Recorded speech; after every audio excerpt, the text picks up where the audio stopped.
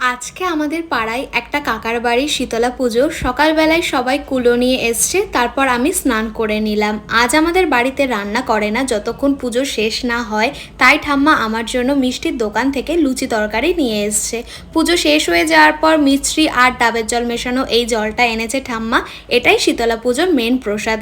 আমি, মা আর বাবা অল্প অল্প করে খেয়ে নিলাম। ভাইও চলে এসছে।